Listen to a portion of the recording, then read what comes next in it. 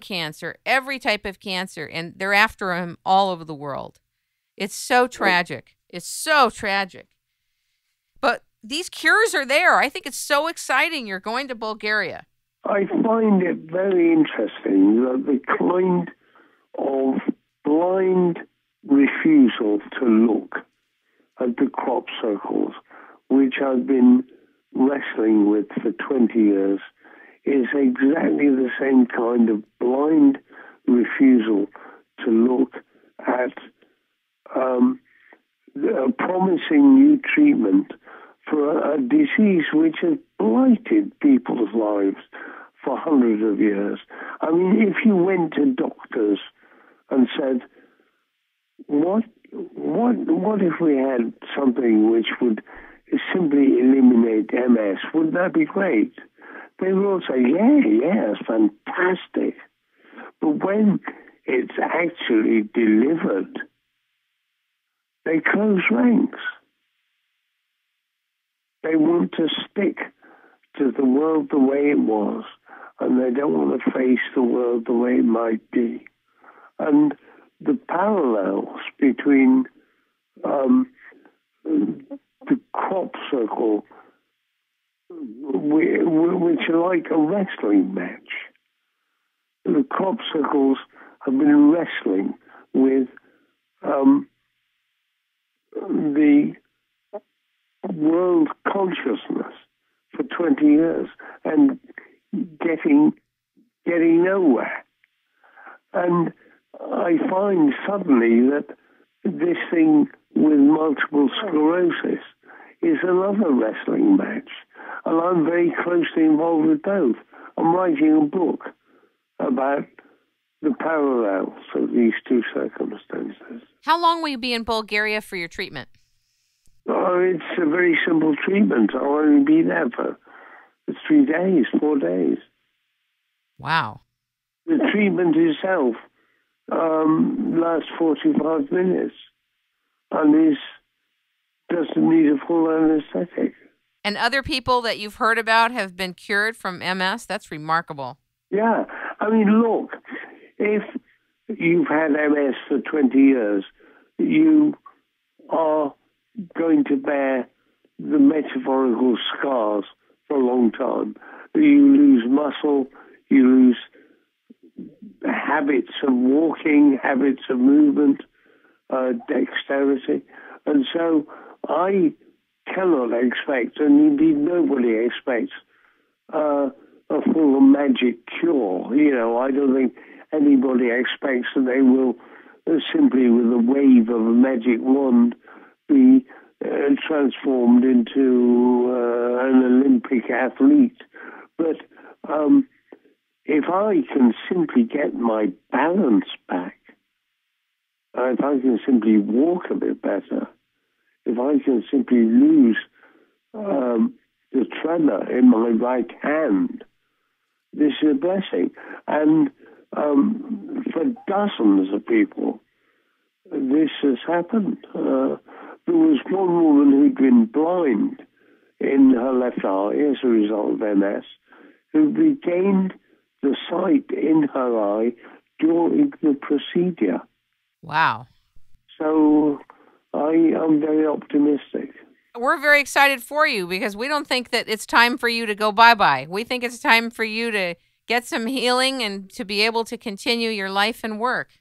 Well, I'm certainly not going to go bye-bye for a few hours, but I'm looking forward to my return from Bulgaria.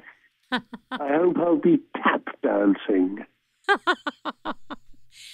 I know that you have a website called cropcirclereporter.com that Yes. you and Gary King post your information and videos on. It's a very informative site. Talk to us a little bit about Gary King.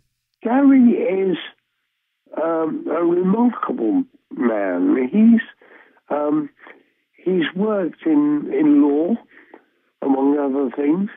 He's also worked very professionally in African drumming. He's an African drumming teacher.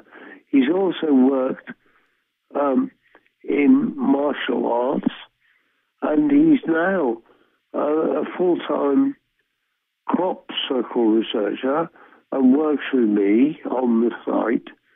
And he also, in the summer, is a tour guide and takes people around the formations, which is something he does with great skill.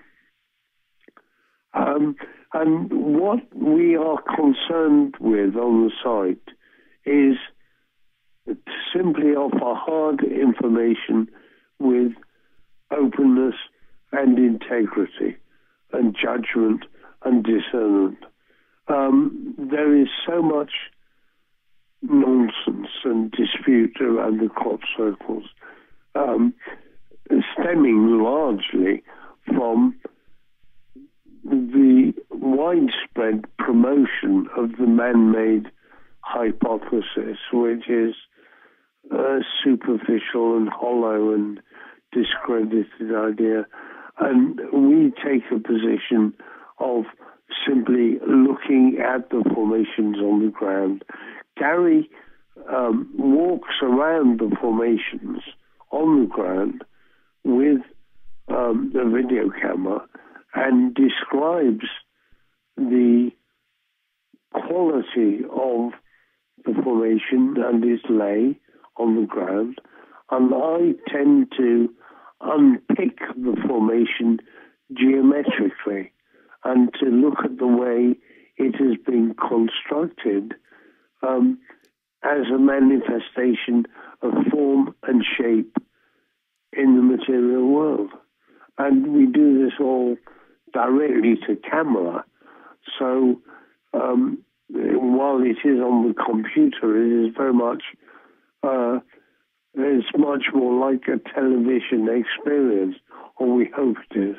Now, you have tea time, don't you? Crop circle tea time? I won't. I've got a nice deck outside in my garden, and by appointment, I welcome groups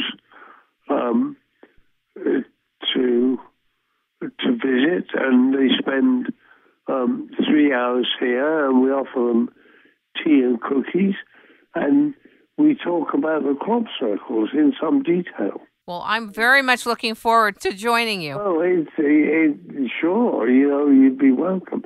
I mean, these groups, I can handle groups from 6 to 30 individuals, but I'm obviously prepared to talk to anybody. Gary likewise handles groups from, I guess, 2 to about 10. So we're both here, and we work very closely together during the summer to try and spread the word of these miracles. I'm so happy that you have come on the show to share about your work and crop circles and to explain and give a frame of reference for us so we can better understand these phenomenon and the elegance of them. I hope that you will come back and join us as well. Is there anything else you'd like to share with us today? The only thing I want to share is what I always have to share. I believe the crop circles are not only the most breathtaking miracle on the surface of the earth at the moment, but they are probably the most astonishing miracle on the surface of the earth for many centuries. And I would urge all your listeners to sell their shares and stocks, and to sell their cars, and to sell their houses, and to get over here next summer, because it's the most important thing they could see in this lifetime. Ladies and gentlemen, if you would like to join me, I'm going to go see Michael Glickman and his associate next summer, and we're going to have crop circle tea time, and we're going to learn about the crop circles from Gary King and Michael Glickman. Michael, the author of Crop Circles, The Bones of God, thank you so much, and we're holding the energy for you to be able to have a complete healing from your treatment in Bulgaria, and we look forward to talking with you upon your return. Thank you so much for being our guest. Thank you for